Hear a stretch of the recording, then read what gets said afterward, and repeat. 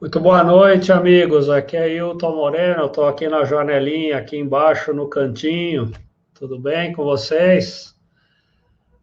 Prazer, satisfação estar com todos vocês aqui em mais uma apresentação, mais um evento online ao vivo que nós estamos realizando aqui hoje para falar de um. É a primeira vez que falamos desse tema. Então, é um evento aqui organizado pela Cobrecon. Eu vou estar fazendo a minha palestra em nome da Cobrecon, de quem eu tenho a honra de ser consultor técnico. E nós tivemos apoios muito importantes, muito relevantes aqui para a realização desse nosso webinar de hoje, começando pela Associação dos Engenheiros e Arquitetos de São José dos Campos, do CREA de São Paulo, do IPEA, né, do Instituto Paulista de Engenheiros Eletricistas e Agrônomos, e da Potência Educação, da qual a gente faz parte aqui.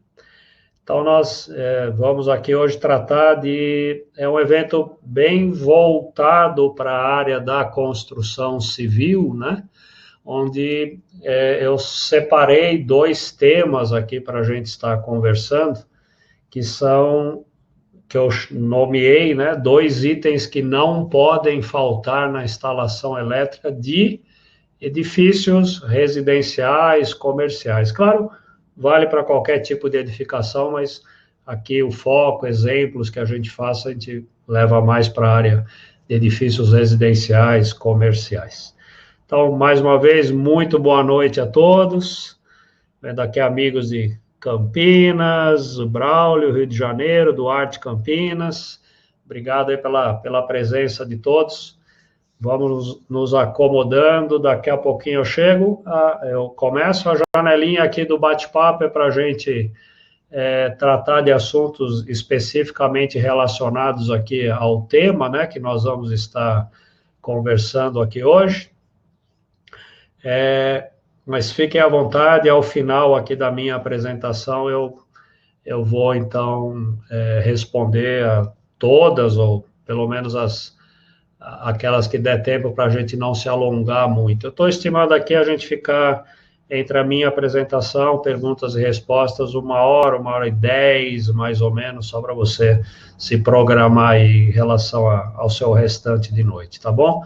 Eu vou dar início aqui, antes de eu começar a palestra efetivamente, eu vou colocar 3 videozinhos, cada um tem 1 minutinho de duração. São 2 do CREA e 1 da Cobrecon. Então, deixa eu compartilhar os vídeos aqui com vocês, tá bom? Eu já volto.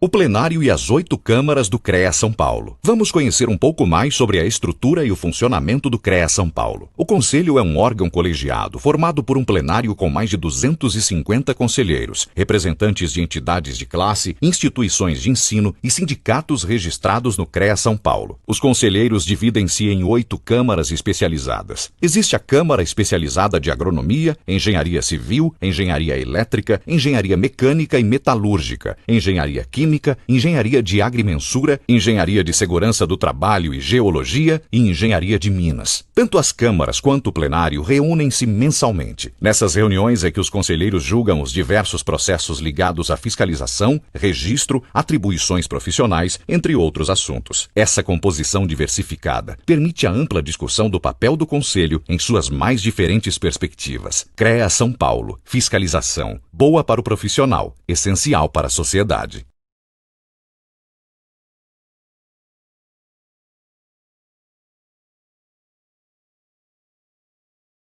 O que é a ART?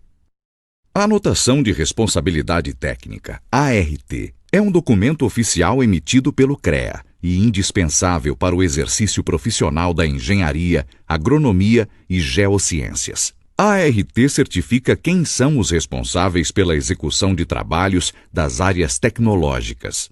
Para a segurança de todos, a ART garante que obras e projetos técnicos sejam conduzidos por profissionais habilitados. Além disso, a ART valoriza a atuação profissional. registra sua autoria, resguarda o contratante e o contratado e permite constituir o acervo técnico. Um histórico da atuação do profissional, que tem grande valor no mercado de trabalho. A ART é essencial para a segurança de todos, principalmente da sociedade. CREA São Paulo. Fiscalização. Boa para o profissional, essencial para a sociedade.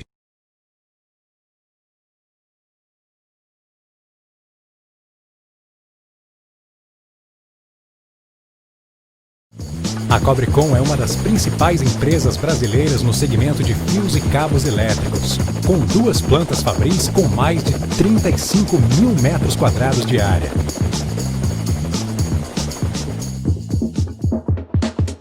É uma empresa que domina toda a cadeia produtiva, desde a fundição de cobre até a distribuição de seus produtos em todo o Brasil.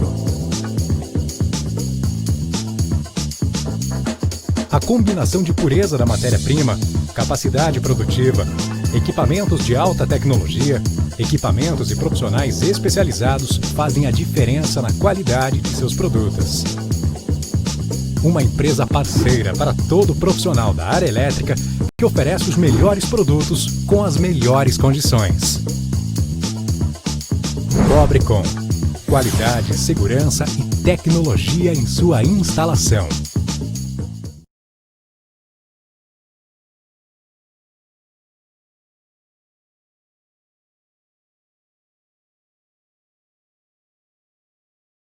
Muito bem, agradecendo então a Associação dos Engenheiros e Arquitetos de São José, dos campos ao CREA São Paulo, a Cobrecon, ao IPEA e a Potência Educação, por essa oportunidade da gente estar compartilhando aqui alguns conceitos importantes sobre instalação elétrica. Então, sem mais, bom, vai se identificando aí, diz a cidade onde você está, e se tiver dúvidas, comentários, pode ir colocando no chat. Ao final, eu volto aqui para responder todas, ou pelo menos a maioria delas, em função do tempo que a gente tiver. Preparados? Então, nós vamos começar aqui com o tema, né? Já passamos o vídeo do CREA, o outro do CREA, o da Cobrecon. Entrando no assunto agora. O primeiro, lembra que eu separei 2 itens que eu considero fundamentais que existam no projeto de uma edificação. E aí o primeiro é a parte toda que diz respeito ao sistema de aterramento da edificação, daquela instalação elétrica. E aqui eu destaco no tema separado, né, incluindo as armaduras do concreto da fundação, que é o eletrodo de aterramento. Quem já me ouviu falar desse assunto vai repetir, se não a primeira vez, é o queridinho da NBR 5410. Então, falando do eletrodo de aterramento e falando do sistema todo que compõe o aterramento de uma instalação elétrica. Então, aqui tem uma imagem que está num livro da Cobrecon, inclusive, que eu vou falar no final, que eu tive a honra de escrever esse livro para a Cobrecon, tem essa figura lá. Então, a gente tem o sistema completo de aterramento de uma instalação mostrado aqui nessa figura. Começando de baixo, lá do solo, né? Nós temos a figura aqui do eletrodo de aterramento propriamente dito, a parte do sistema que fica em contato com o solo. Aí, na parte de cima, situado no chamado ponto de entrada, ou dentro do quadro geral da instalação de baixa tensão, o barramento de equipotencialização principal, chamado de BEP, e aí, ligando o BEP, que está situado no quadro geral, ou no chamado ponto de entrada, ao eletrodo que está lá no solo, existe o condutor de aterramento, número 2 nessa figurinha, e saindo do barramento de equipotencialização principal, os vários condutores. Alguns são chamados condutores de equipotencialização. A função dos condutores de equipotencialização, está no nome, é equipotencializar as massas e os elementos condutores estranhos à instalação. Então, a gente tem aqui, por exemplo, vamos supor que fosse um cano metálico aqui de qualquer coisa. Então, do BEP eu saio com o condutor de equipotencialização e faço a ligação nesse cano de água metálico. Ou esse cano está mais para cima, em outro andar, por exemplo. Eu coloco uma barrinha auxiliar ao BEP, que se chama barramento de equipotencialização local. Ele é um assistente do BEP, e desse BEL, barramento de equipotencialização local, eu saio com condutores de equipotencialização, alimentando, né, interligando todas os elementos metálicos estranhos à instalação, como perfis, caixilhos, tubulações e assim por diante. E quando eu tiver uma massa é um invólucro, é uma parte metálica que dentro dela tem energia elétrica, como um motor, por exemplo. Então, no caso aqui, eu tenho o motor, a massa do motor, a carcaça do motor, e ligado à carcaça, o condutor de proteção ligado ao BEL mais próximo. Por exemplo, aqui esse BEL, nesse caso, está localizado dentro de um quadro.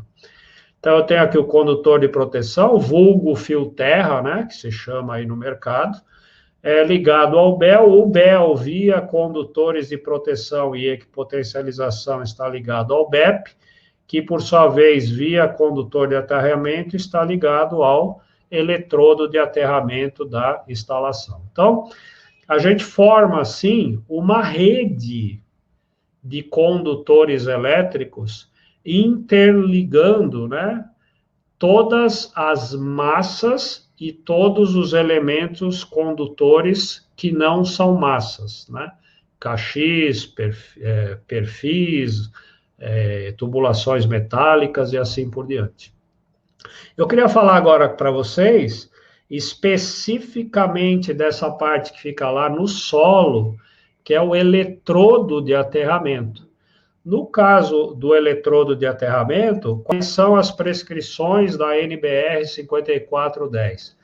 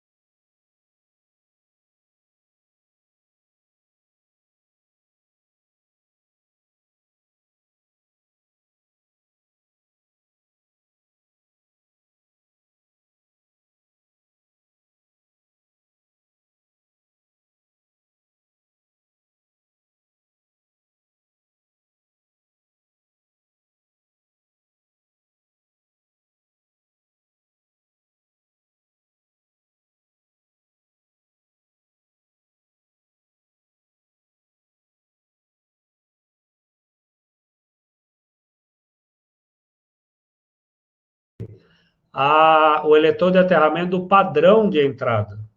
Ali a distribuidora local pede uma ou mais hastes de aterramento que compõem o eletrodo de aterramento do padrão de entrada. A função básica desse eletrodo de aterramento da caixa, do padrão de entrada da concessionária, voltei aqui a câmera. A função básica desse eletrodo de aterramento do padrão é ligar o neutro da concessionária de energia ao eletrodo de aterramento do padrão, para que o neutro, quando está entrando, chegando na instalação, ele venha para o potencial de zero garantido, ou próximo de zero, garantido por esse eletrodo de aterramento lá no padrão de entrada onde está o medidor. E também já faz o aterramento da parte metálica da caixa de entrada ali. Esse é o eletrodo de aterramento do padrão. O que eu estou falando aqui, vou começar a falar, é o eletrodo de aterramento da edificação, que não tem nada a ver com o eletrodo de aterramento do padrão, ok? Esse eletrodo de aterramento da edificação que é prescrito, onde as regras para se fazer o eletrodo não são da concessionária de energia, a regra do eletrodo de aterramento da edificação está no item 6411 da NBR 5410. O objetivo desse eletrodo é ser a parte de baixo, a tampa de baixo de uma gaiola de Faraday, que é a estrutura metálica da edificação. A edificação é formada pelas fundações, colunas, pilares, lajes, a tampa lá de cima, a última laje do prédio. Em toda essa estrutura que é composta a edificação, nós temos ferros ali, ferragem, barras de aço. Tudo isso junto forma uma imensa gaiola de Faraday, onde a base dessa gaiola de Faraday é o eletrodo de aterramento da NBR 5410, que não tem nada a ver, repito, com a haste de aterramento lá do padrão da entrada. Não é permitido pela NBR 5410 usar a haste de aterramento, o eletrodo de aterramento da caixa de entrada onde fica o medidor, como sendo o eletrodo de aterramento da NBR 5410, da edificação. O que a norma diz de como tem que ser esse eletrodo de aterramento? No item 6411, ela traz A, B, C e D, que são as alternativas preferidas por ela nessa ordem. E depois tem uma notinha que permite outras soluções. Eu vou começar pela A, que é o queridinho da 5410, e é esse que eu vou desenvolver um pouco mais. Vou falar também sobre os outros e desenvolver um pouco mais esse, que esse é o principal, é o que a 5410 prefere. Então, ela prefere que se use as próprias armaduras do concreto armado, né? O concreto que tem armadura é o concreto armado, das fundações como sendo o eletrodo. Uma segunda alternativa é eu colocar lá, imerso no concreto da fundação, eu colocar fitas, barras ou cabos metálicos. Uma terceira alternativa, se eu não conseguir fazer nenhuma das duas anteriores, é usar malha metálica lá embaixo no nível da fundação, mas não precisa estar imersa no concreto. Também não conseguir.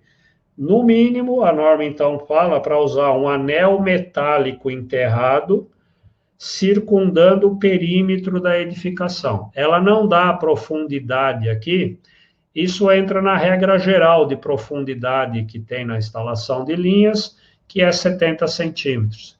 Aqui, esse anel, quanto mais profundo ele estiver, melhor. Vamos começar a olhar com mais detalhe cada um desses. E tem uma notinha aqui, desculpe antes de seguir, a norma diz, outras soluções de aterramento são admitidas quando é absolutamente impraticável eu fazer uma das 4 anteriores. Esse absolutamente impraticável, a norma cita exemplos aqui, é caso de canteiro de obra, uma instalação temporária, é caso de uma reforma de um prédio onde não tinha nenhum aterramento. Imagina se chegar num prédio e não tem nenhum aterramento, nunca teve aterramento. Como é que você vai acessar a fundação? Não dá. Como é que você vai fazer um anel circundando o perímetro? Provavelmente não dá. Então, você não consegue aplicar nenhuma das 4, aí a norma libera outros tipos, e nos outros tipos entram hastes de aterramento. Como você está percebendo aqui, nem no A, nem no B, nem no C, nem no D estão citadas hastes de aterramento. A haste entra como uma exceção de tipo de eletrodo de aterramento que pode ser usado quando foi impossível usar os 4 elementos anteriores. Vamos começar a olhar um por um aqui. No caso da fundação, seria uma situação como essa aqui. Eu já volto na figurinha anterior, que pulou um slidezinho aqui. Eu teria aqui, eu estou armando ali a fundação, né? E eu tenho toda a ferragem ali da fundação, né? O que a norma diz? É permitido, a tabela 51 da norma dá que materiais eu posso usar para fazer o eletrodo de aterramento. Um deles é aço, na forma de haste de seção circular, na civil são, né, as barras de aço, né? O diâmetro mínimo que a 5410 recomenda é 15 milímetros dessas barras, só que tem um detalhe, esse diâmetro mínimo leva em consideração, como está assinalado aqui, é o ponto de vista de corrosão e resistência mecânica dessa barra de aço. Então, se ela estiver completamente desprotegida em relação à corrosão e impactos mecânicos severos, a dimensão mínima dela é 15. Só que isso não é o caso de quando eu uso a ferragem, né, a armação, que vai estar embutida no concreto. Então, ao embutir essa ferragem no concreto, esse aço no concreto, ele fica praticamente, se tudo ali der certo essa construção, né, ele fica imune à corrosão, aquela mistura de concreto, etc., já é feita para que não haja corrosão no aço, porque senão eu colapsaria a estrutura se aquilo fosse corroído. Então, ao estar imerso nessa estrutura de concreto, o aço já está protegido contra a corrosão e muito mais contra qualquer coisa mecânica. Então, esse diâmetro mínimo de 15 milímetros de uma barra de ferro para ser usada como eletrodo de aterramento não se aplica a uma barra de aço de ferro que esteja imersa no concreto da fundação. Seja lá qual for o diâmetro do aço usado na fundação, atende a NBR 5410. Por quê? Porque está nesse próximo slide. Quanto de seção condutora eu tenho? A função dessa, como eu disse, a função desse eletrodo de aterramento é ser um fechamento condutor da gaiola de Faraday. O quão condutor é esse fechamento que eu estou fazendo na parte de baixo? Bom, aí a gente recorre aqui à tabela lá da turma de civil, né, da parte do diâmetro. Aqui é diâmetro calculado, é o diâmetro da barra, né, de aço. Então, vou pegar esse exemplo aqui. Se o diâmetro é 16 milímetros, eu escolhi 16 porque lá na tabela anterior, você lembra, era 15, né, o diâmetro mínimo. Ali levando em consideração corrosão e mecânico, que não é o caso. Mas, seguindo aqui, eu peguei 16. Se eu fizer π vezes o diâmetro ao quadrado e dividir por 4, o que a gente vai ter de área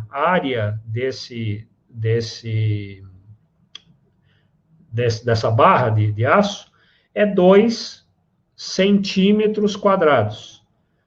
Para 10 milímetros de diâmetro, eu vou ter 2 centímetros, a unidade aqui na tabela, eu tenho 2 centímetros quadrados. Imagine que eu tenha uma fundação onde eu vou interligar 10 barras, cada uma tem 2 centímetros quadrados de área. Eu vou ter, então, 20 centímetros quadrados de 10 barras de área.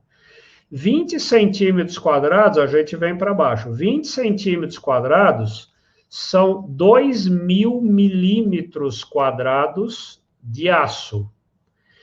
A resistividade elétrica do aço é cerca de 10 vezes, um pouquinho mais, um pouquinho menos, mas para efeito da explicação, 10 vezes é um número suficiente, é 10 vezes a do cobre. Então, se eu tenho 2.000 milímetros quadrados de aço, isso equivale a aproximadamente um cabo de cobre numa seção de 200 milímetros quadrados. Então, assim, 10 barrinhas de aço de 16 milímetros de diâmetro cada, interligadas, equivalem a um cabo de 200 milímetros quadrados de cobre. Agora, numa fundação, a gente não tem só 10 barrinhas de aço interligadas. A gente tem N barrinhas de aço. Para dramatizar a explicação, eu escrevi infinitas barras. Claro que não é infinita, é só para tornar o assunto mais dramático, no sentido de chamar atenção. Então, a seção condutora equivalente de cobre que resulta daquela massa enorme de aço que eu tenho ali na fundação pode ser de alguns milhares de milímetros quadrados de cobre. Então, não é por falta de milímetro quadrado, seja de aço, seja equivalente de cobre, que aquela fundação não é um bom material condutor, não é um bom eletrodo de aterramento. Ao contrário, é um mega, hiper, monumental eletrodo de aterramento sob todos os aspectos. Com um adicional, é de graça. É de graça. A fundação já teve que ser feita. Eu estou usando uma coisa que já estava lá. Então, é o melhor eletrodo, tem uma seção equivalente de cobre astronômica, é bem fechadinha, é uma malha, é uma gaiola de Faraday, é um fechamento de gaiola maravilhoso, e é de graça. Pergunta é, cara pálida, por que eu não usaria um negócio desse? Alguém está te dando de graça uma Ferrari com IPVA, seguro, combustível, tudo, troca de óleo, tudo vitalício para você, você não quer. Aí a pergunta é, por que você não ia querer isso? Então, essa é a explicação porque esse eletrodo de aterramento é o queridinho da NBR 5410. Um detalhezinho que às vezes é uma dúvida, e isso está respondido pela própria NBR 5410, quando o pessoal faz, né, monta aquela armadura ali que vai ser depois jogado concreto em cima, usam-se normalmente uns aramezinhos, uns fios de arame para fazer ali, dar umas voltinhas, conforme está assinalado aqui, né? O pessoal dá uma voltinha, pega um fiozinho de arame, torce.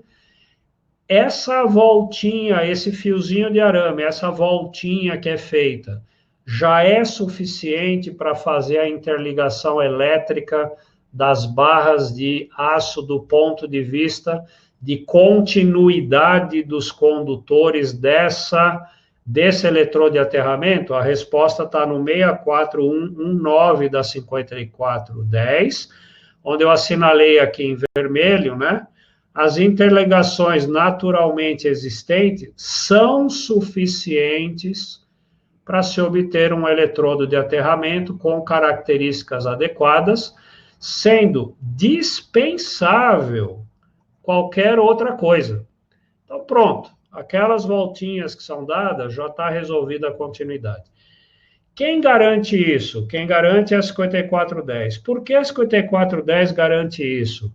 Porque esse tipo de eletrodo de aterramento usando a fundação, ele é da década, ele foi introduzido no mercado da construção simultaneamente nos Estados Unidos e na Europa, nos anos 40, no pós-guerra, ok? E um dos motivos de terem desenvolvido estudaram, instalaram e comprovaram, foi exatamente a falta de cobre, por exemplo, que existia no mercado no pós-guerra. As coisas faltavam e tinham que ser reconstruídas as edificações. Estamos falando disso na Europa, né? Nos Estados Unidos, que construíam coisas também na Europa, e no próprio Estados Unidos estava num ritmo alucinante ali de construção. Então, já se viu aquilo que eu falei antes. Eu já tenho um negócio, eu não vou encarecer a obra colocando mais coisas nela. A própria fundação já é o eletrodo.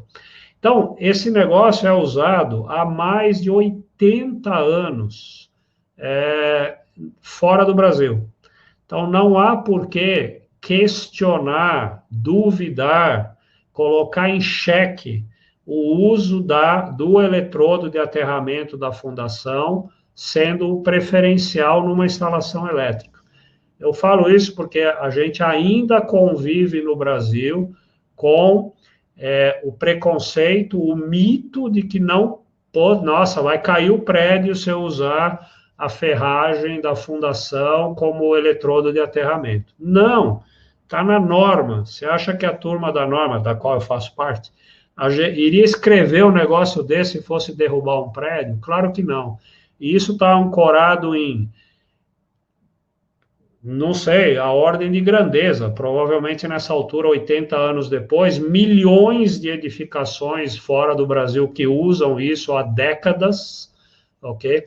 Fora incontáveis teses de mestrado, doutorado, ensaios, coisas sempre tentando colocar em xeque essa tecnologia. Então, isso é consolidado, não preciso ficar mais gastando muito palavreado em cima da defesa desse eletrodo.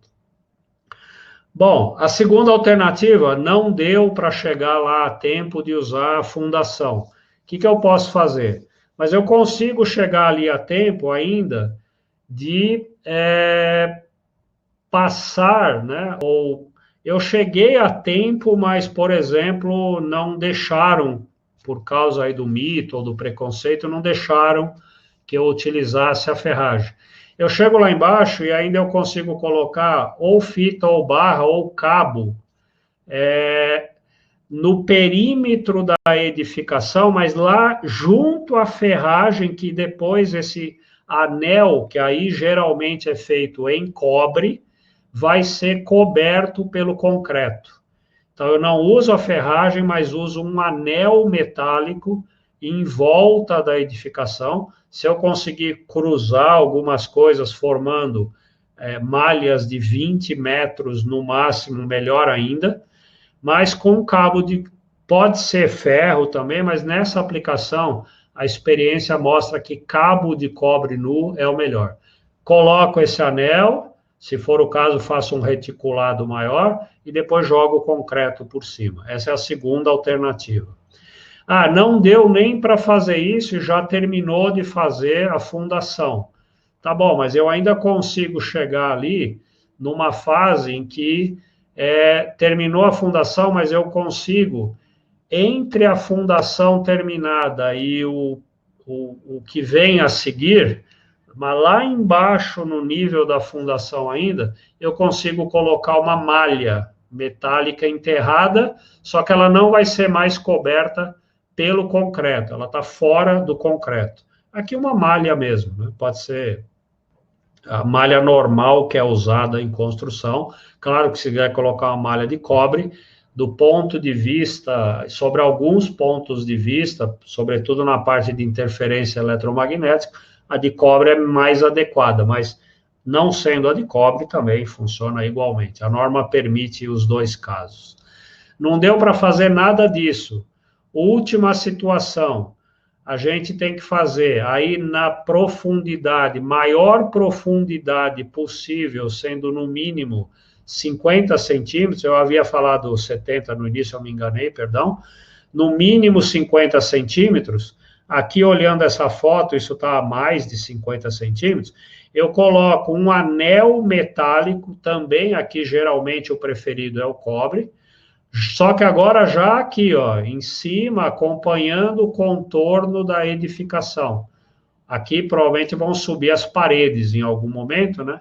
Então, junto aqui à edificação, junto ao perímetro dela, eu faço um anel. Se essas distâncias aqui forem maiores do que,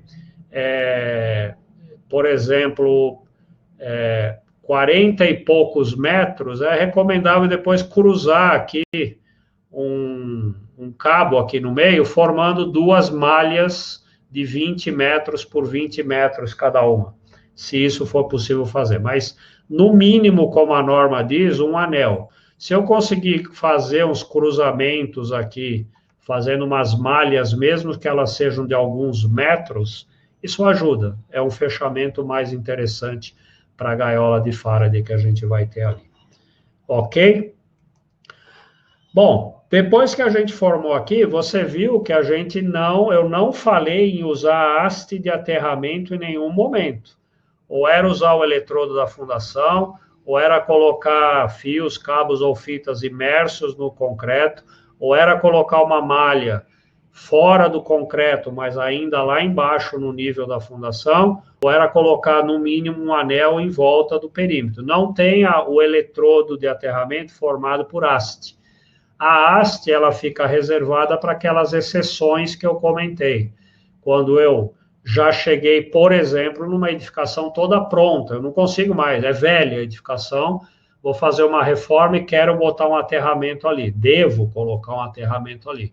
Então, eu recorro a hastes de aterramento, nesse caso, que fica como exceção, não como a prática. Eu preciso fazer o aterramento da instalação elétrica de um canteiro de obras. Bom, mas eu não tenho as fundações do canteiro de obra, não é razoável nenhuma daquelas alternativas anteriores. Então, o aterramento do canteiro de obra, eu uso com hastes. E assim por diante, em coisas temporárias, ou coisas onde é impossível usar uma daquelas quatro. Depois que eu construí o eletrodo, eu preciso ligá-lo ao barramento de equipotencialização principal. Quem faz esse papel é o condutor de aterramento. Então, eu saio ali da parte do eletrodo que está do solo, e aí, através de um cabo, eu vou chegar aqui até o barramento de equipotencialização principal. Esse condutor de aterramento, conforme tabela 52 da norma, tanto pode ser um condutor isolado, que a norma trata como protegido contra a corrosão, como pode ser um cabo nu. Dependendo se ele é isolado ou ele é nu, por exemplo, um cabo nu, a seção mínima desse cabo seria um cabo de 50 milímetros quadrados. Se ele for isolado, o mais normal seria esse cabo ser em 16 milímetros quadrados. Falando do cabo nu, eu queria só apresentar aqui para vocês o cabo de cobre nu da Cobrecon, né? E nessa área de cabo de cobre nu, o importante é garantir a pureza do cobre e que, se o cabo tem que ser 50 milímetros quadrados, que ele seja de 50 milímetros quadrados. Isso parece óbvio, mas não é bem a prática do mercado, né? Às vezes, no mercado, o cara desonestamente, o fabricante, e depois, eventualmente, o lojista, às vezes, nem sabe dessa falcatrua, vamos chamar assim. O fabricante vende um cabo 50 milímetros quadrados, mas está entregando, na verdade, ali 35, 30, 28 milímetros quadrados. No caso da Cobrecon, não é possível acontecer isso. A Cobrecon, se o cabo é 50, entrega 50. O cobre é da mais pureza possível, recomendada na norma. E, para garantir isso tudo, a idoneidade, a Cobrecon adiciona lá no centro do cabo, bem no meio do cabo, um fitilho em poliéster com uma identificação, onde está escrito lá Cobrecon, CNPJ, a norma de fabricação e ensaio desse cabo nu e a seção dele, 50 milímetros quadrados. Então, além de tudo, a garantia de que dentro do cabo está dizendo exatamente que produto você comprou. Muito bem. Depois disso, fizemos o eletrodo, tem o condutor de aterramento, chegamos no BEP, entram aqueles condutores de equipotencialização e condutores de proteção, né, o fio terra, conforme eu havia mencionado anteriormente. Esses condutores são, em geral, mostrando o próximo aqui, ou são condutores isolados para 750 volts, a norma chama isso como condutor isolado no item 6234, em PVC, atendem a norma principal desse produto, é a NBR NM 2473. Na linha da Cobrecon, é o fio Plasticon, que é o condutor classe 1, é o fio rígido, sólido. Aquele condutor normal, né, com uma corda normal, que a gente chama, que o mercado chama de cabo, né, é o cabo Plasticon, seria o classe 2, e o cabo bem flexível, né, o cabinho flexível, é o cabo Flexicon. Há também algumas situações, dependendo da maneira de instalar, que aqueles próprios condutores de aterramento e equipotencialização precisam ser especificados como cabos uni ou multipolares 1kV, 0,6/1 kV, conforme também no 6232 da 5410.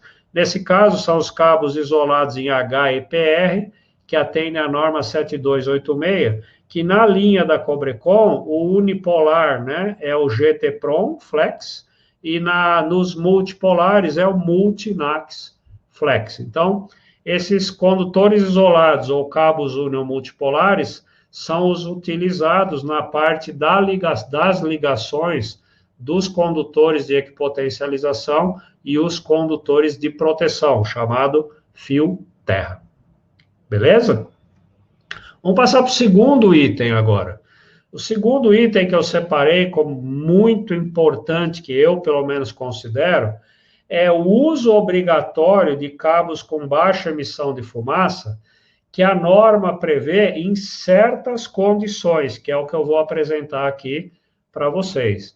Então, seja edificação residencial, seja uma edificação comercial, que é o foco aqui da nossa palestra de hoje, há algumas situações em que é obrigatório usar o cabo com baixa emissão de fumaça. Eu vou justificar, vou apresentar por que isso é necessário e quando isso é necessário. Então, vamos embora. Os chamados cabos com baixa emissão de fumaça são aqueles que não contêm materiais halogenados, materiais da família dos halogênios da química, que estão lá no grupo 17 da tabela periódica, e os 5 compostos, os 5 elementos, químicos, são o fluoro, o cloro, o bromo, o iodo e o astato.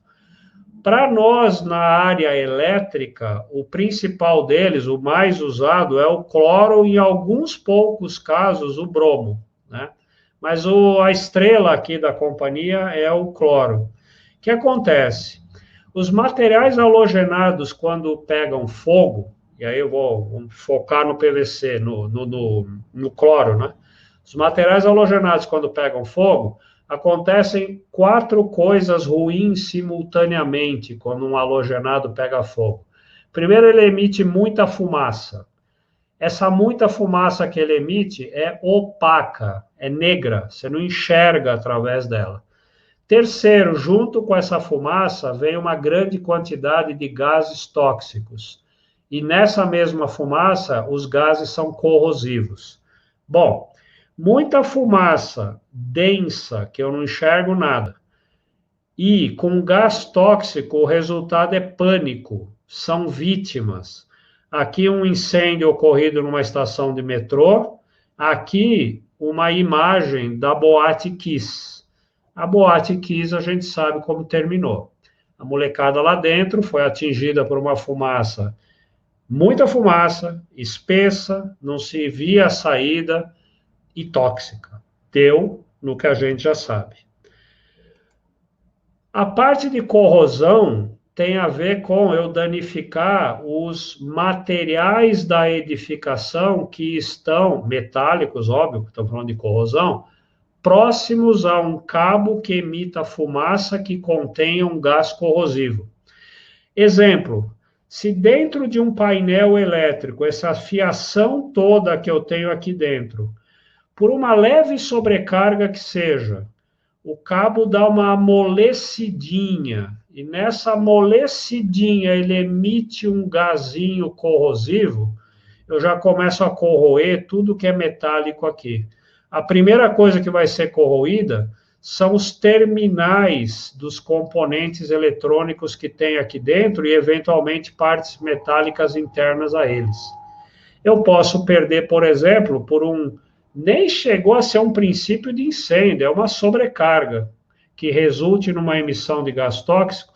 Eu posso perder, por exemplo, um quadro que é da bomba de incêndio, um quadro que é de uma bomba de um sistema de exaustão de ar, um quadro que tem a ver com um sistema de segurança e comprometo a segurança da mesma forma. Então, da mesma forma, eu posso comprometer alguma outra estrutura metálica próxima a ela. Então, é muito séria essa prescrição. Bom, dito isso, na NBR 5410, ela classifica os locais em BD1, BD2, BD3, BD4, onde do 2 para o 4 já se configura a chamada condição de evacuação do prédio, num caso de incêndio, ou difícil ou longa, ou seja, por um motivo ou por outro, começa a ficar complicado cair fora daquela edificação quando começa um incêndio. E é nesse contexto de dificuldade de cair fora, onde se exige que os materiais, sob certas condições que eu vou apresentar em seguida, não emitam essa fumaça, que é para eu já matar o problema na origem.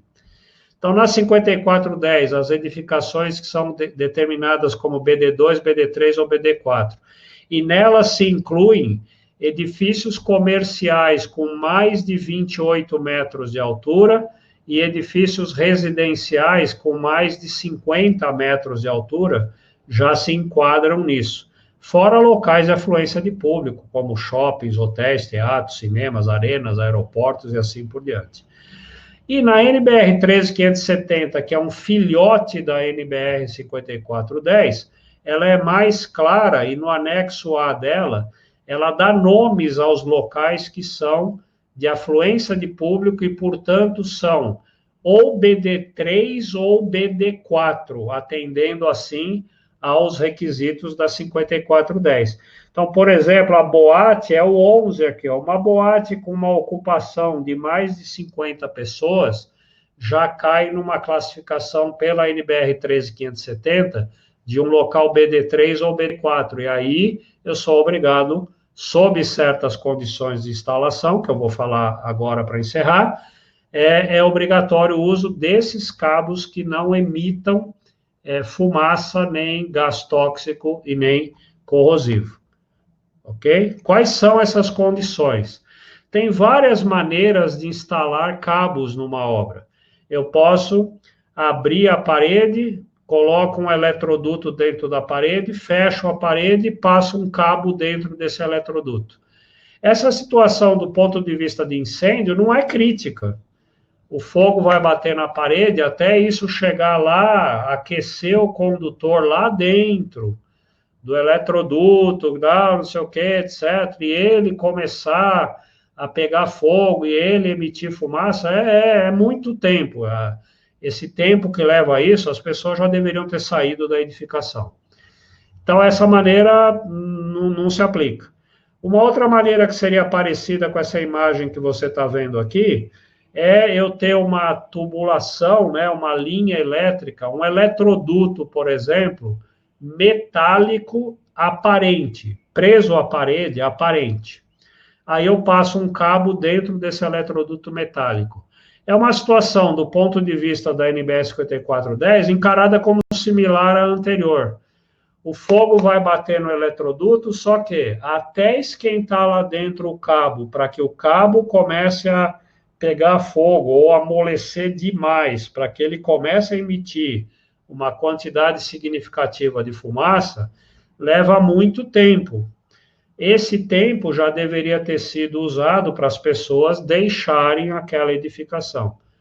Agora, que situações o cabo vai pegar fogo rapidamente e vai emitir fumaça, gás tóxico e corrosivo? Essa daqui que eu estou mostrando vamos supor que eu usasse um eletroduto não metálico, mas plástico, aparente, e dentro dele um cabo. Bom, se bater fogo nesse eletroduto de plástico, ele vai ser destruído em instantes, né? e o fogo já imediatamente vai atingir o cabo, que também vai começar a pegar fogo rapidamente, e aí sim ele vai começar a emitir fumaça, gás tóxico e gás corrosivo. Então, numa situação dessa que o eletroduto, ou a canaleta, ou o perfilado que fosse não metálico instalado aqui, esse eletroduto teria que não emitir fumaça, nem gás tóxico e nem corrosivo, e dentro também o cabo que está nele também não poderia emitir fumaça, nem gás tóxico e nem corrosivo. Então, nessa situação, é obrigatório usar tanto o conduto, que é o eletroduto, a canaleta, o que for, de material não halogenado, como o condutor dentro dele de material não halogenado. Essa é uma situação. A outra é essa daqui. Eu tenho numa edificação residencial ou comercial uma bandeja ou um leito. Bandeja ou leito, por exemplo, o condutor não está protegido, não tem nada protegendo o condutor da parte externa. Então, se começar um incêndio aqui, o cabo é atingido no ato pelo fogo, assim como a bandeja, o leito, ok? Então, nessa situação também, o leito e os cabos têm que ser em material não halogenado, material que, quando submetido ao fogo, não emita praticamente fumaça, que ela seja translúcida, o pouco que ela emite, ela é transparente, e o gás que sai na queima desse cabo nem é tóxico e nem é corrosivo. Que cabo é esse? Né? Antes de falar que cabo é esse, complementando para quem é de São Paulo, eu vi que nós temos aqui alguns colegas que são fora de São Paulo, não posso afirmar na região fora do estado de São Paulo. No estado de São Paulo tem uma instrução técnica, número 41, emitida pelo Corpo de Bombeiros, que tem, portanto, valor legal, né, lei, que diz na instrução técnica número 41, no item 6.1, que nos locais com concentração de pessoas e afluência de público, onde as linhas são aparentes ou contidas em espaço de construção, era isso que eu tinha falado agora, aquela linha aparente, é uma linha que está num leito, numa bandeja, né? Os condutos elétricos e os cabos não devem propagar chama, obviamente, e devem ser livres de halogênio com baixa emissão de fumaça e gases tóxicos, conforme a NBR 5410. E o que diz a NBR 5410? Ela diz em 6235 que os cabos uniomultipolares que são livres de halogênio com baixa emissão de fumaça e gases tóxicos são os fabricados conforme a NBR 13248. A Cobrecon tem esses cabos NBR 13248, tanto na versão 750 volts, que são os condutores isolados, que é o chamado cabo Super Atox Flex, 450 a 750, como na versão cabo Unio multipolar, onde os cabos recebem o nome de Super Atox Flex, HEPR 90 graus, 06/1 kV, unipolar ou bipolar, tripolar, tetrapolar, conforme o projeto. Entendido?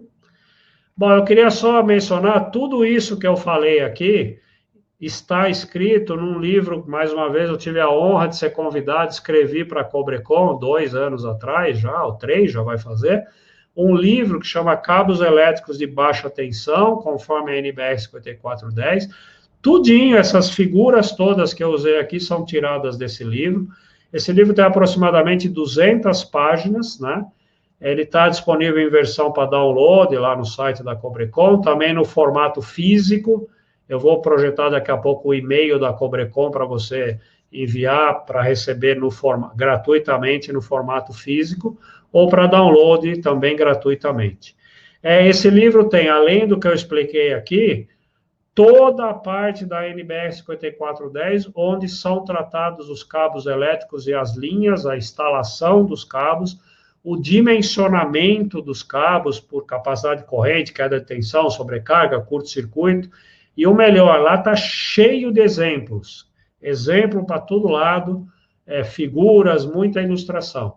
O pessoal gostou, caiu no gosto, como diz o outro, esse livro. Quem já acessou, quem conhece o conteúdo tem elogiado bastante, o que nos deixa muito satisfeitos de estar sendo, aparentemente, pelo retorno que a gente tem, uma obra bastante útil para as pessoas aplicarem no seu dia a dia. O contato com a Cobrecon, o site é cobrecon.com.br, o e-mail para você se comunicar, qualquer coisa que você precisar da Cobrecon, fique à vontade, cobrecon@cobrecon.com.br, tem uma equipe fantástica ali, que responde muito rápido e não te deixa na mão, tá bom? Inclusive para solicitar esse livro que eu acabei de mostrar para você. Fora isso, tem as redes sociais da Cobrecon, o YouTube e assim por diante. Você também pode curtir isso tudo com muito conteúdo aí no site da Cobrecon, tá bom? Eu vou agora, a apresentação que eu queria fazer, eu encerrei. Eu vou agora abrir o chat aqui e vou procurar encontrar aqui algumas perguntas que eu possa estar eventualmente esclarecendo aí para vocês nesse tempinho que falta aqui. Eu ficaria mais uns 10 minutinhos aqui respondendo, se tiver ok para vocês isso. Então, vamos lá. Deixa eu voltar aqui. Eu vou me aproximar um pouquinho aqui para poder ler. Tá? Então, vamos lá. Deixa eu começar de baixo para cima. Isso, estamos aqui. Opa, deixa eu voltar um pouquinho para cá. Desculpa, eu estou bem na frente aqui. Vamos lá. Pessoal agradecendo, até que já gostou aí de ter recebido o livro, né? Carlos Santos, obrigado pela pergunta, Carlos. Gostaria de saber se a haste teria um tamanho padrão para as instalações de entrada. Você deve estar falando lá do padrão da concessionária. Sim, tem essa dimensão padrão. No caso do haste do padrão de entrada da concessionária, quem dá a regra de qual é a dimensão mínima é a concessionária. Naqueles casos em que é permitido instalar, usar a haste de aterramento na 5410, ela está definida na tabela da NBR 5410, ok? Então, se é o padrão de entrada, consulte a norma da concessionária. Se é para o uso naquelas exceções de haste do aterramento da edificação, tem na tabela da NBR 5410 a dimensão mínima. José Flávio, o aterramento da edificação é um anel e o padrão está muito próximo, onde é aterrado no mesmo eletrodo. Então, José Flávio, é assim, ó. É isso que você falou, o aterramento da 5410 é, por exemplo, um anel que fica no corpo da edificação. Se o padrão da concessionária estiver perto do anel e a concessionária permitir que ligue, que o anel da edificação seja o aterramento do padrão, nenhum problema, tudo certo. Então, a concessionária usar o eletrodo de aterramento da edificação para aterrar o neutro do padrão, nenhum problema. O que não pode é ao contrário, eu não ter um eletrodo da edificação e querer emprestar do padrão de entrada o eletrodo dela. Isso não vale. Como você viu, não dá para comparar. Eu tenho milhares de milímetros quadrados de seção de cobre num eletrodo de aterramento da fundação, ou num anel na fundação, ou numa malha na fundação. Eu querer usar uma ou duas, três hastezinhas que estão lá no padrão de entrada da concessionária. Aquele padrão é para aterrar o neutro da concessionária. O nosso eletrodo é para aterrar tudo que eu tenho no meu prédio, incluindo o SPDA. Se eu tiver, hoje em dia, né, a gente tem a geração distribuída, eu posso ter painéis fotovoltaicos no prédio, no topo do prédio. O aterramento desses painéis fotovoltaicos é nesse eletrodo de aterramento do prédio, não do padrão de entrada. É muita coisa para ser aterrada num prédio, para que eu jogue isso em cima de uma hastezinha que está lá no padrão de entrada. Uma maneira também dramatizada de tentar explicar por que eu não posso usar o padrão de entrada da concessionária. Ângelo, vamos ver o que o Ângelo está perguntando aqui, Ângelo Carvalho. Boa noite. Por que fazer um eletrodo de aterramento considerando um esquema TN? Eu não poderia somente equipotencializar todas as massas e o neutro, sem necessariamente conectá-los ao terra, já que a corrente de falta não circula pelo terra, pensando somente no âmbito da 5410. Ângelo, sua pergunta é perfeita. Se eu for pensar só, né, só num TN, sistema TN, né, eu não preciso de, eu não dependo de resistência de aterramento, né, portanto, eu não precisaria nem ter o aterramento. Tem uma outra palestra que eu faço, se for o caso a gente volta aqui para fazer isso, onde eu comento, é obrigatório numa instalação haver a equipotencialização, sempre, que é o que você menciona aqui no seu texto. O aterramento, se eu puder fazer o aterramento, muito melhor, eu tenho aterramento e equipotencialização. Agora, se eu não puder aterrar, eu sou obrigado a equipotencializar, mas não necessariamente aterrar. Então, respondendo a sua pergunta, ficando só no âmbito da 5410, eu poderia sim fazer isso. Só que a instalação tem outras utilidades, eu tenho outras coisas além da baixa tensão, e sempre é melhor eu ter a estrutura inteira equipotencializada e no potencial de terra.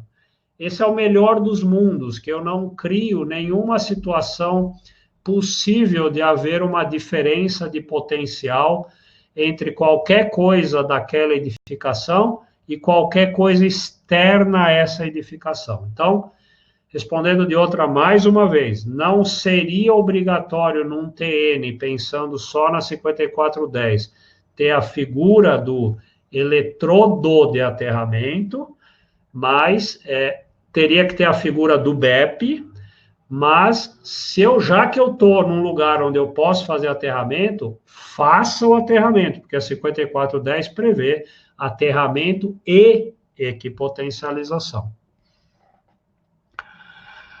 Paulo, se for utilizado um anel metálico aterrado, qual a bitola da cordoalha? Eu vou voltando aqui um pouquinho a apresentação, é uma daquelas tabelas que eu mostrei logo no começo, ali ela dá a bitola quando é anel.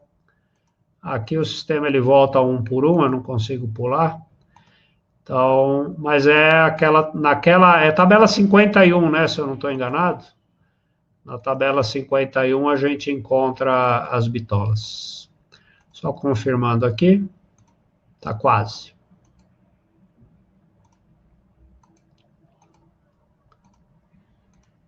Aqui, ó. Aqui, ó, eu reproduzi a tabela 51 só no pedaço que era aço, porque eu estava falando do uso das ferragens da fundação. Mas a tabela continua e mostra a parte de cobre. E ali, assim como tem indicado aqui, nessa para aço, ela tem lá as dimensões mínimas. Você acha ali na tabela 51, assim como também, respondendo a outra pergunta, você também acha ali as dimensões mínimas da haste de aterramento, ok? Na tabela 51 da norma. Jaqueline, se eu poderia falar um pouquinho de solução para aterramento de container. Eu vou entender aqui, Jaqueline, que esse container seria uma instalação temporária. Tem um container ali que, sei lá, é o canteiro de obras, vai? Estou entendendo que esse container é uma instalação temporária, né? Então, qual é o lance aqui? A própria estrutura, eu imagino, vamos lá, aí são alguns detalhes, eu vou falar dois. Se esse container estiver apoiado... primeiro, eu vou imaginar que ele seja temporário. É um container para canteiro de obra, por exemplo. Então, ali, primeiro, eu posso usar hastes de aterramento. Então, junto a esse container, eu cravo uma haste e ligo essa haste ao barramento de potencialização principal, que vai estar localizado provavelmente no quadro geral desse container. Então, se esse container é para uso temporário, não provisório, temporário, cravo uma haste e segue o jogo, ok? Agora, imagina que eu vou transformar um container numa residência permanente. O Brasil, isso ainda não é muito comum, mas fora do Brasil as pessoas moram em containers, né, em muitos lugares.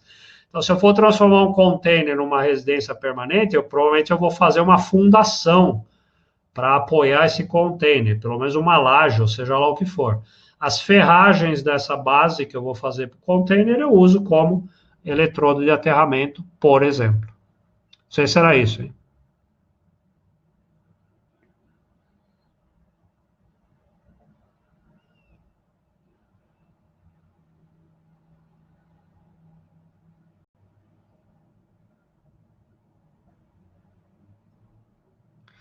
Ricardo comenta, acho um absurdo que outras normas sugerem para encontrar a fundação para equalizar o aterramento quando precisa fazer uma reforma. Ricardo, não sei a quais normas você está se referindo, mas se tiver alguma que diga que numa reforma de um prédio que não tem aterramento precisa chegar lá nas fundações, não é um absurdo mesmo, viu? César diz que o pessoal do estrutural não permite a utilização, tem medo que com uma descarga atmosférica derreta a estrutura e caia a edificação. César, ótima pergunta, e aqui é o seguinte, você viu ali quantos milímetros quadrados equivalente de cobre a gente tem nessa estrutura? São milhares de milímetros quadrados equivalentes de um cabo de cobre. Isso não derrete nunca, primeiro, porque a massa de material condutor que tem ali, eu vou usar uma palavra que não existe, é inderretível, não tem como derreter. Mas tem um outro detalhe importantíssimo. Numa descarga atmosférica, se a corrente passar por essa armadura, a descarga atmosférica é de alguns kV, que acontecem que resultam em alguns Ka, mas a duração dela é de microsegundos. Vamos calcular a energia gerada por kilovolt, que resulta em quiloampere, que circula durante microsegundos. Energia é tensão vezes corrente vezes tempo. Eu vou multiplicar kV por Ka. K vezes K dá 10 a sexta. Só que eu tenho que multiplicar pelo tempo, que é micro, é 10 a menos 6. 10 a sexta vezes 10 a menos 6 dá uma energia de alguns joules. Alguns joules não vão nem fazer coceguinha nessa ferragem da edificação. A elevação de temperatura que vai acontecer nessa ferragem é nenhuma. Essa ferragem da edificação, bem como toda a ferragem de colunas e vigas, por onde passa uma descarga atmosférica, nem sabe que passou a descarga atmosférica por eles.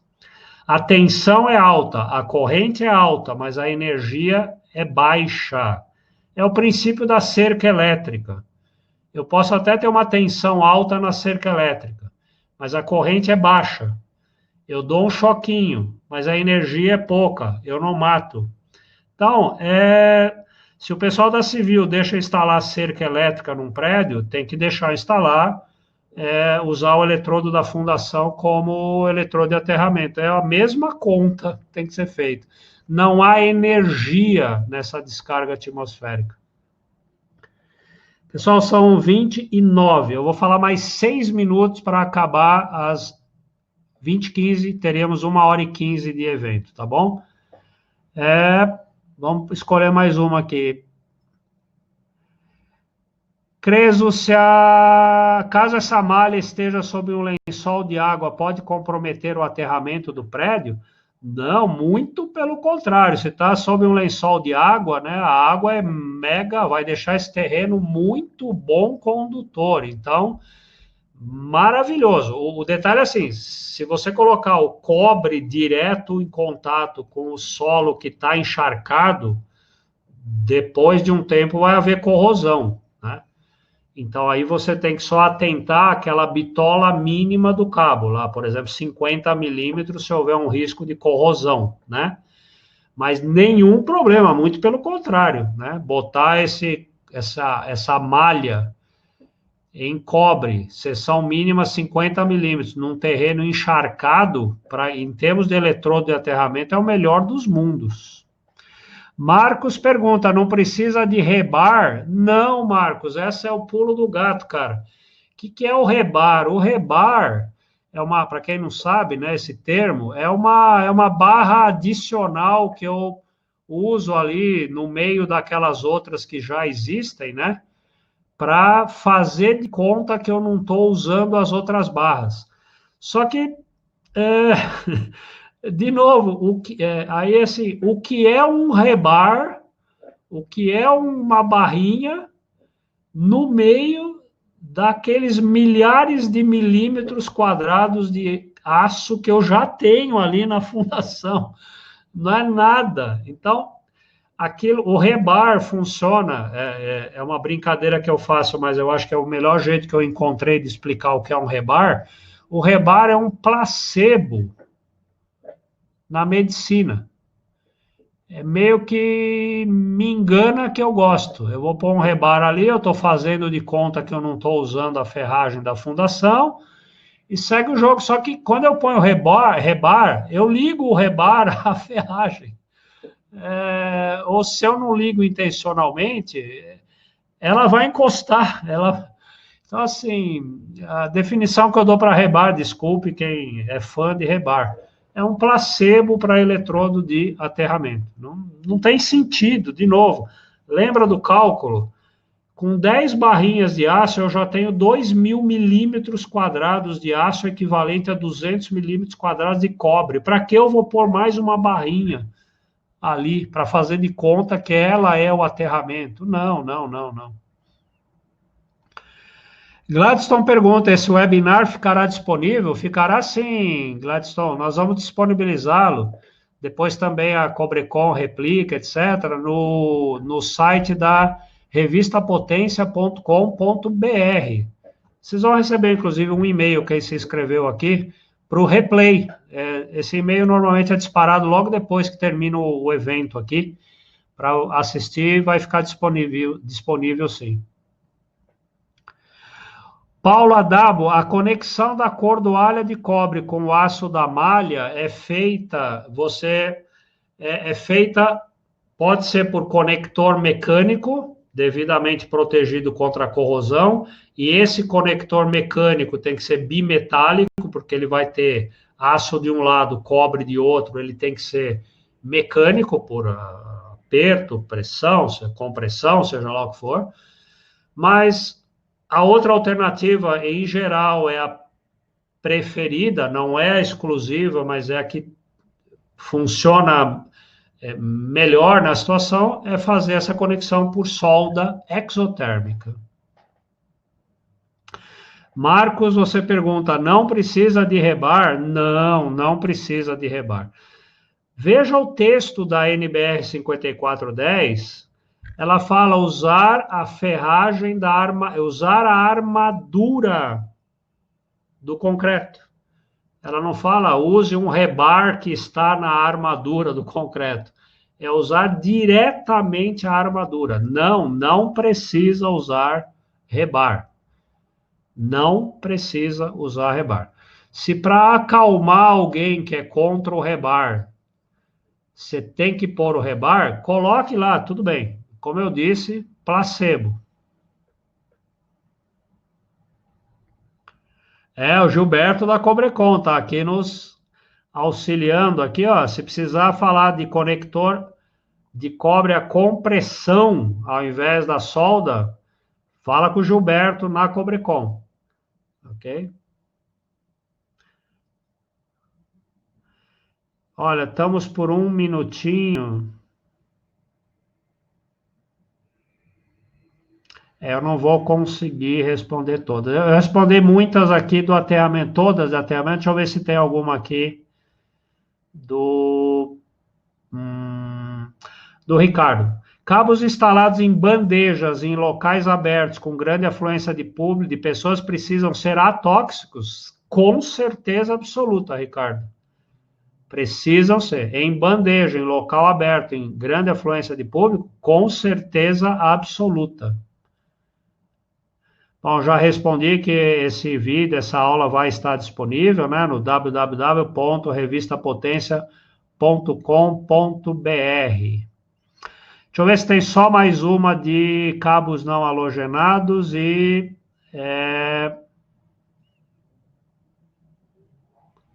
tem aqui aulas Uni Andrade. A parte de controle de emissão de gases halogênicos envolve também os cabos de dados? Essa pergunta é excelente e é o seguinte: na NBR 5410 atual, ela trata do uso dos cabos, né? Conforme NBR 13248. E a 13248 só abrange cabos de potência, não abrange cabos de dados. Aí eu divido a resposta em duas. Conceitualmente falando, todos os cabos, sejam eles de dado, controle, potência, todos os cabos instalados, por exemplo, em condutos abertos em locais de afluência de público, conceitualmente falando, do ponto de vista da emissão de fumaça, pânico, fuga, deveriam ser sim, para ser coerente, todos têm que ser não halogenados. A norma, porém, é omissa nesses outros tipos, e ela fala apenas dos cabos de potência que devem seguir a 13248, mas é uma omissão da norma. Se a gente for aplicar e tiver bom senso e usar uma boa prática de engenharia, que é o que a gente tem que fazer na engenharia, obviamente, por bom senso, todos os outros cabos devem ser não halogenados. E os fabricantes, a Cobrecon, inclusive, tem outros produtos para outras linhas não halogenadas. Ok? Bom, ficaram algumas perguntas aqui. Como é que a gente faz? Todos esses eventos que a gente realiza, a gente vai juntando essas perguntas e eles servem de elementos para outros eventos online. Eventualmente a gente faz coisas mais curtinhas, vídeos menores, ou responde por e-mail.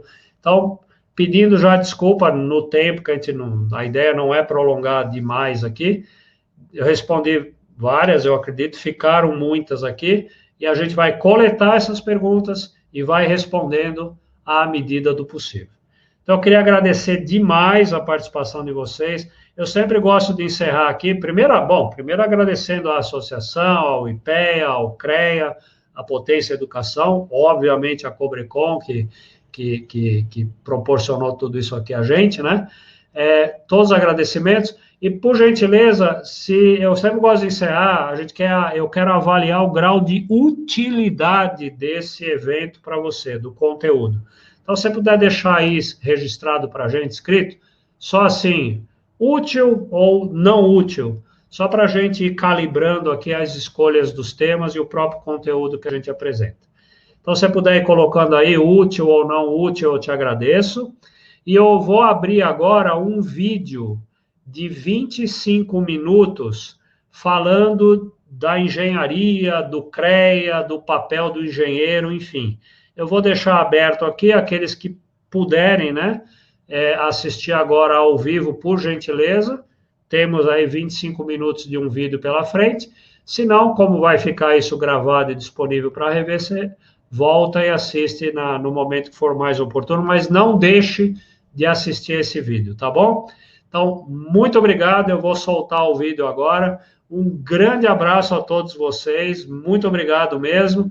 Fiquem em paz até o nosso próximo encontro. Espero que seja muito em breve.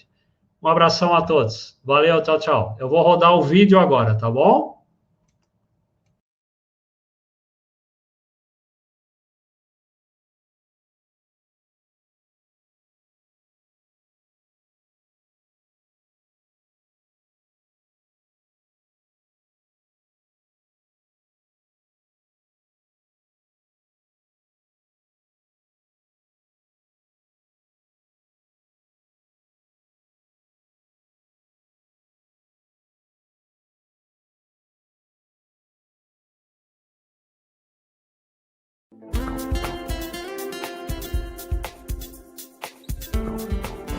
Olá, sejam todos bem-vindos. Eu sou o engenheiro Cledson Turra, gerente regional do CREA São Paulo. Hoje iremos apresentar para vocês algumas ações e números desse conselho. Bom, vou apresentar para vocês aqui então o que é o CREA São Paulo, né? Sabendo que o CREA São Paulo ele tem a prerrogativa de defender a sociedade, tá certo? Então esse é o nosso trabalho, esse é o para que os conselhos e o CREA São Paulo existe. Bom, o CREA São Paulo hoje ele está presente nos 645 municípios, né, do nosso estado, compõe ele 320 mil profissionais, 74 mil empresas, nós temos 723 funcionários, 180 unidades de atendimento em todo o estado, 261 conselheiros e mais de 2 mil inspetores, né? Essa aqui é a nossa composição do nosso conselho. Estamos divididos também em 12 regiões, então nosso estado, para melhor fiscalizar, nós dividimos eles em 12 regiões, tá certo? Está aí todos eles bem detalhado aí, cada região tem uma gerência regional. Essa gerência regional, ela é responsável por toda a fiscalização daquela jurisdição, que compõe também, temos funcionários das unidades. Então esse é o nosso papel aí como órgão de fiscalização. As prioridades de fiscalização em 2019, só para vocês entenderem, teve como foco principal mineração, águas subterrâneas, barragens de contenção e hidrelétricas, indústrias de todos os segmentos, obras de arte e de engenharia, estabelecimentos hospitalares. Então, nós fizemos os focos da nossa fiscalização foi totalmente voltado em 2019 para as ações que eram prioridades daquele ano, né? Então, só lembrando que essas ações, todas as ações, o que fiscalizar é verificado junto às câmaras especializadas. Cabe aos nossos conselheiros justamente apresentar para a gente quais são as ações que iremos empreender e fiscalizar no ano seguinte. Bom, aqui nós temos uma ascensão bem grande aí da nossa fiscalização, né? A fiscalização nossa vem numa ascensão desde 2016 aí, nós estamos numa ascensão bem grande. Então, 2016 nós começamos a empreender através de forças-tarefas e operações especiais, começamos ali no comecinho, ali no finalzinho já do ano. 2017 também nós entramos com tudo, foi um ano que nós fizemos várias ações aí em hospitais, o foco nosso era hospitais. 2018 também tivemos um ano também de avanço para 2017, e 2019 fechamos 175 mil ações no estado de São Paulo. Tá? Então nós estamos numa ação aí, nós estamos no caminho certo, né? Entendemos que estamos no caminho certo, tem muito a fazer, mas estamos no caminho da ascensão da nossa fiscalização. Então nós também temos a ascensão nas RTs, isso aí fruto da nossa fiscalização, né? A gente empreendendo a fiscalização na fiscalização a gente tem a seção da RT. Então a RT teve uma ascensão também em 2016, 17 e 18, fechamos o ano de 2019 1.090.642 RTs, sem os técnicos, nem os técnicos industriais, né?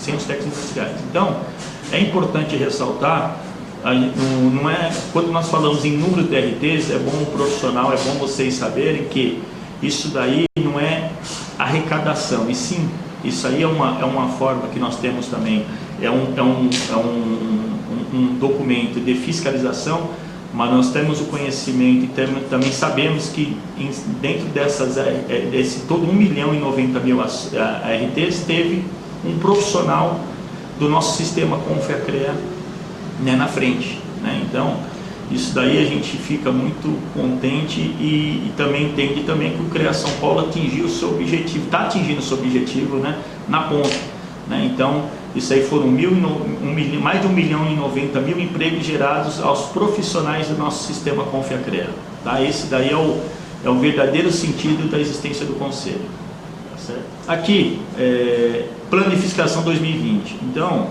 no CREA também nós mudamos muito, estamos em constante mudança, na qual em agosto de 2019 nós tivemos um CEFISC que foi todos os representantes das câmaras especializadas discutindo as atividades de fiscalização com os chefes de unidades, agentes fiscais e gerentes. Então foi ali que cada câmara apresentou 3 atividades prioritárias para o ano 2020. né? Então, durante os meses de setembro, outubro e novembro de 2019, as CAFs nossas, que é a Comissão Industrial de Fiscalização, discutiram as prioridades e as sugestões traídas, e daí foram encaminhadas à Superfis, né? A Superfis, a Superintendência de Fiscalização. Aqui estão alguns destaques para 2020, né? Então, aqui estão as ações, destacando algumas aí: Câmara Especializada em Engenharia de Segurança do Trabalho, empresas públicas e privadas, a Câmara de Geologia, aterros sanitários, a Câmara de Mecânica e Metalurgia, empresas fabricantes de aeronaves, a Câmara Especializada em Engenharia Civil, responsável por transporte de resíduos sólidos, a Câmara de Engenharia Elétrica, empresas de telecomunicações e assim por diante. Tá certo? Aí são os destaques que nós estamos fazendo nossas ações agora nesse ano de 2020 nas nossas forças-tarefas, não só nas nossas forças-tarefas, mas também nas nossas ações diárias, né? Porque além das forças-tarefas, também temos as nossas ações que são feitas diariamente pelos nossos agentes fiscais. Então, só para entenderem, no Brasil existem profissões regulamentadas e não regulamentadas. O Estado brasileiro regulamenta uma profissão sem entender que seu exercício indiscriminado coloca em risco a sociedade. Por isso, a Lei 5.194 de 66 regula o exercício das profissões de engenheiro e engenheiro agrônomo e dá outras providências. Então, o próprio Estado brasileiro reconhece que a engenharia, a agronomia e as demais áreas do nosso sistema, se for executado por leigos ou não tiver uma regulamentação, pode sim levar a sociedade a riscos, né? Então, esse é o papel. A fiscalização do exercício profissional do nosso sistema, ele está no artigo 24 da Lei 5.194 de 66, que diz que a aplicação do que dispõe esta lei, a verificação e fiscalização do exercício e atividade das profissões nela reguladas serão exercidas por um Conselho Federal de Engenharia e Agronomia, que é o CONFER, e Conselhos Regionais de Engenharia e Agronomia, que são os CREAS. Então, o artigo 24 ordena a quem cabe o exercício das atividades do nosso sistema. A composição do sistema CONFER-CREA, o nosso plenário hoje, ele é constituído por profissionais representantes das diversas modalidades de engenharia, seja ela civil, elétrica, mecânica, agronomia, química, segurança do trabalho, a geologia, agrimensura. Profissionais representantes de instituições de ensino, e todos eles possuem mandato de 3 anos, com renovação anual de 1/3 dos membros. Então, a cada ano, 1/3 desses representantes, eles se alternam, né, entre eles as cadeiras, e chegam novos profissionais, chegam novos representantes, né, para fazer parte aí do nosso plenário. As câmaras especializadas, elas são 8, né? Então, é a Câmara de Agronomia, especialidade de Agronomia, a Câmara Especializada de Engenharia Civil, Engenharia de Agrimensura, Engenharia Elétrica, Engenharia Mecânica e Metalúrgica, Engenharia Química, Engenharia de Segurança do Trabalho, Geologia e Engenharia de Minas.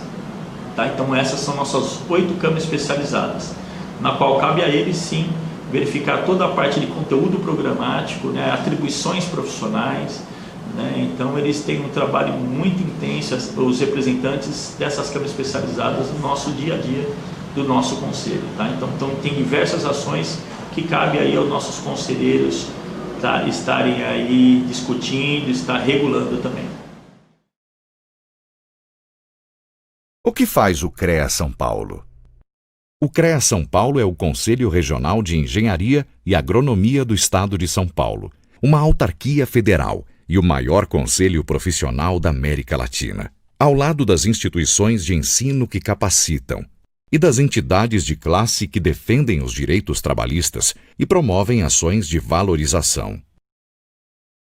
O papel do Conselho é registrar, habilitar e fiscalizar o exercício de profissionais da engenharia, agronomia e geociências no âmbito paulista.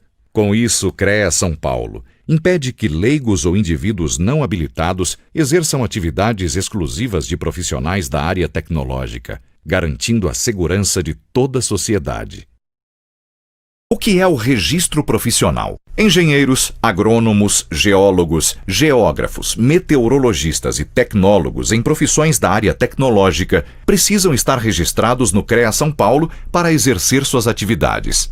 O registro obrigatório por lei pode ser provisório para profissionais recém-formados e válido por 1 ano.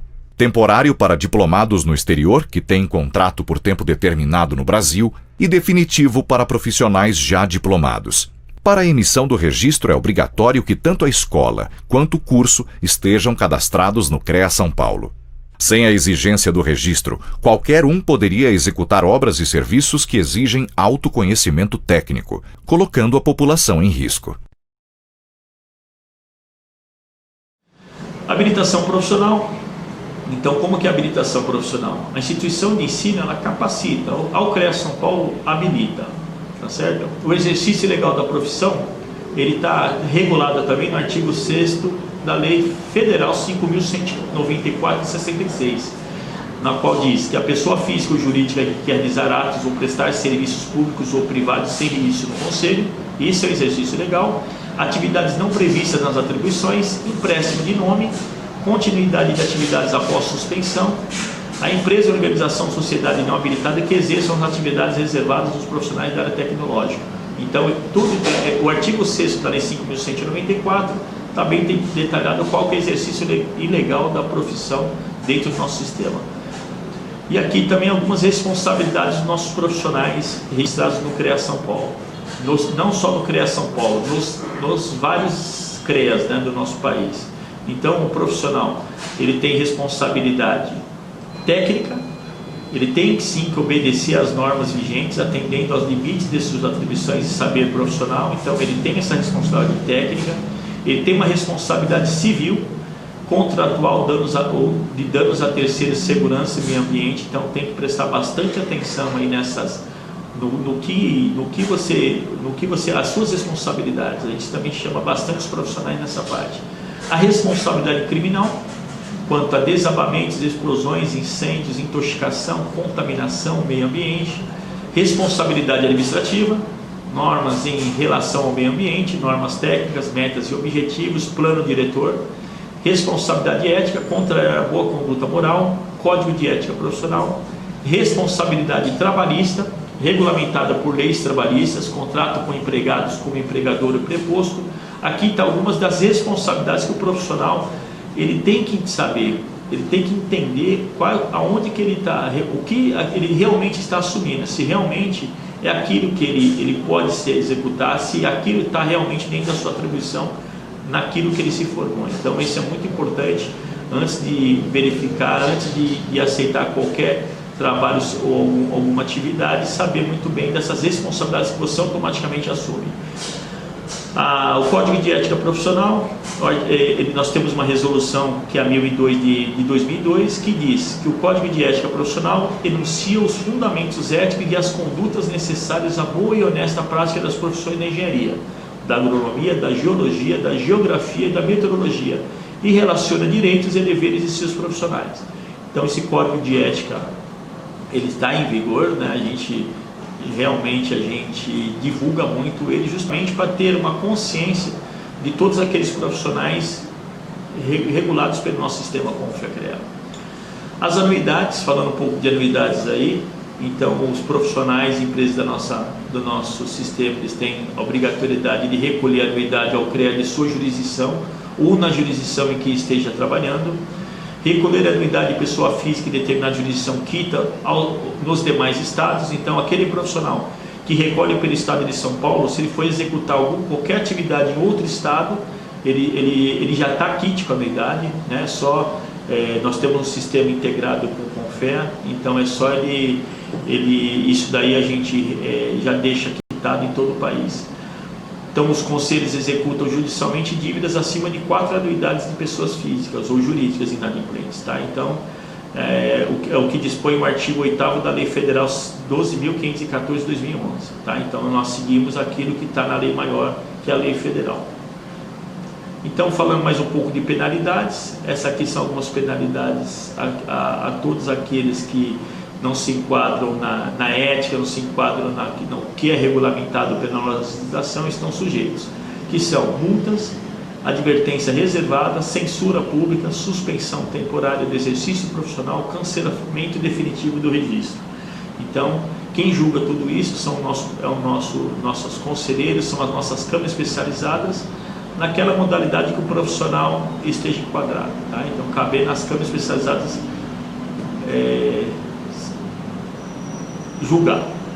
Bom, falando um pouco de RT, a RT é a anotação de responsabilidade técnica, ela é regida pela Lei Federal 6.496 de 1967.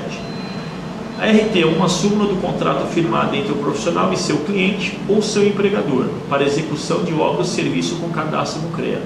Alguns tipos de RT existentes, conforme a resolução 1025, que nós vamos falar um pouco mais para frente, 2009, do CONFIA, existe RT de obra e serviço, RT de desempenho de carga e função e RT múltipla. Aí, falando um pouco mais ainda da RT, a finalidade da RT é um documento que tem fé pública, válido como garantia dos serviços prestados, limita a responsabilidade entre as partes, alimenta o acervo técnico do profissional e é imprescindível para a emissão de certidão de acervo técnico, a CAT. Garante certidão de direitos autorais, instrumento para fiscalização e atualização de cadastro de profissionais, empresas e atividades. Essa aqui é a nossa RT, nossa RT em vigor, a nossa RT online disponível no site do CREA São Paulo, tá certo? Na qual todos os profissionais devidamente regulares com o nosso sistema possuem acesso na página do CREANet.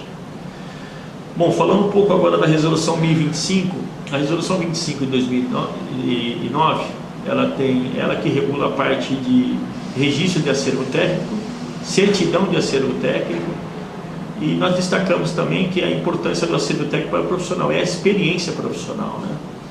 E informamos também que nós destacamos também que o acervo pertence ao profissional e não à empresa. Então a gente sempre está orientando os profissionais que têm às vezes aquela expertise de determinada técnica, que ele recolha sempre a RT dele também e solicite também um atestado de conclusão de obra, né? Que é um documento essencial para fins de acervo técnico. Muitos profissionais muitas vezes acabam não se atentando a esses detalhes e de repente não consegue acervar aquilo que realmente importa para ele no exercício daquela expertise que ele teve durante o profissional. O que é certidão de acervo técnico? Acervo técnico é o conjunto de atividades técnicas desenvolvidas ao longo da vida do profissional. O acervo pertence sempre e exclusivamente ao profissional que registrou a anotação de responsabilidade técnica, a ART. A certidão de acervo técnico, conhecida como CAT, é o documento que certifica as atividades registradas no acervo técnico e comprova a experiência do profissional ao longo do exercício de suas realizações. A CAT é imprescindível para a participação em licitações e concursos públicos nas áreas da engenharia, agronomia e geociências. A solicitação da certidão de acervo técnico é feita online. Consulte no site do CREA São Paulo os documentos necessários. Bom, falando um pouco agora sobre o livro de ordem, o livro de ordem tem uma resolução própria, que é a resolução 1024 de 2009, na qual dispõe sobre a obrigatoriedade de adoção do livro de ordem de obras e serviços de engenharia, agronomia, geologia, geografia, meteorologia e demais profissões vinculadas ao sistema CONFIA-CREA. E é normatizada também pelo ato 06/2012 do CREA São Paulo. Então também tem um ato que regula essa resolução 1024. Tá certo? Então, mas destacamos também que a fiscalização do CREA São Paulo, mesmo antes da obrigatoriedade do livro de ordem, já verificava a existência de documentos que comprovassem a efetiva participação do responsável técnico, tais como o que serve também como livro de ordem, muitas entidades já tinham, né? Boletim diário, livro de ocorrências diárias, diário de obras, caderneta de obras, etc., em uso por empresas privadas, órgãos públicos ou autônomos. Nós gostamos sempre de destacar o livro de ordem porque nós tivemos já relatos de alguns profissionais que conseguiram comprovar através do seu livro de ordem que aquele comandado, aquela pessoa que ele ordenou executar aquela atividade, não executou. Então, quer dizer, através do livro de ordem, ele deixou bem claro ali que tinha que executar uma determinada fase de execução e aquela pessoa que recebeu aquela orientação não executou. Então, ele, judicialmente, onde quer que ele esteve, ele conseguiu se safar daquela penalidade. Por quê? Através do livro de ordem. Então, Nós sempre falamos do livro de ordem, fiscalizamos também, né? É um documento essencial para que você também tenha também a sua integridade profissional também ok, entendeu? Então isso é muito importante para vocês também. Bom, falando um pouco das atribuições profissionais, né? Um pouco de atribuições, então atividades e competências que um profissional do sistema Confracrea recebe no momento que efetua seu registro no conselho, todas as atividades que um profissional pode desenvolver no exercício de sua profissão. Então, as atribuições iniciais são concedidas para todos os egressos de cursos devidamente cadastrados, em conformidade com a estrutura curricular de cada curso correspondente às disciplinas e atividades envolvidas na graduação. E também tem as extensões de atribuições, né, que são concedidas caso a caso, individualmente em função de outras formações adquiridas pelo profissional, na qual ele tem que apresentar essa documentação. E toda essa parte de atribuição profissional, ela é, sim, verificada pelos nossos conselheiros. Então, toda essa grade e tal tem a nossa parte técnica, que é a nossa parte dos conselheiros, eles analisam isso daí e definem as atribuições que cabe àquele formando, aquela turma lá a obter. Tá? Então, essas são as atribuições. O título profissional é atribuído ao portador de diploma expedido por instituição de ensino correlacionado com o respectivo campo de atuação profissional em função do perfil da formação do egresso. O campo de atuação profissional é aquela área em que o profissional exerce sua atividade em função de competências adquiridas em sua formação. A atividade profissional, ação característica da profissão, exercida regularmente. Tá? Então, isso aí é um pouco da parte do... E aqui também algumas atividades desses profissionais, desses profissionais, das atribuições profissionais, né? Então, as atribuições profissionais, ela é regida também por uma resolução específica, a resolução 218 de 73.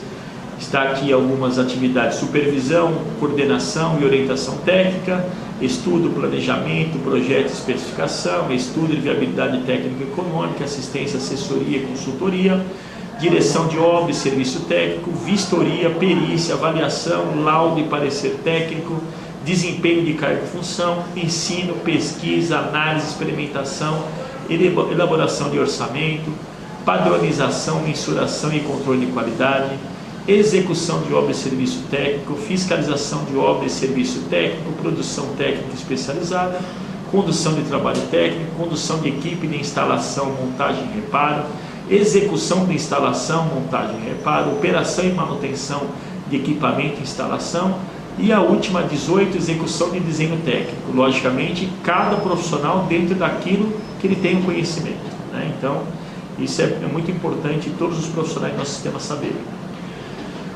Falando um pouco também da mútua, a mútua é a nossa caixa de assistência profissional. Ela também é regida pela Lei Federal 6.496 de 77, na qual cria a mútua de assistência dos profissionais de engenharia e agronomia. É um braço social e assistencial do sistema Confracrea. Reparem também que essa lei 6496 é a mesma da RT. Então, a gente sempre destaca que uma parte, 20% de toda a RT que os profissionais recolhem no nosso sistema Confracrea, 20% vai para a mútua. É um dinheiro totalmente voltado a um braço, por isso que é um braço social. Então, procurem a mútua São Paulo, nesse caso do nosso estado, procurem a mútua e verifiquem todos os serviços que eles prestam, que é um dinheiro lá que é seu profissional, que recolhe a RT, que está cadastrado no sistema Confracrea. Então, procurem a multa da sua cidade e se informem. Falando um pouco também das eleições, teremos eleições agora em 2020, né, no CREA São Paulo, no Conf, na Mútua, tem em todo o Brasil, tá certo? Então, nós temos um site, nós temos um link no nosso site, que é o www.creasp.org.br.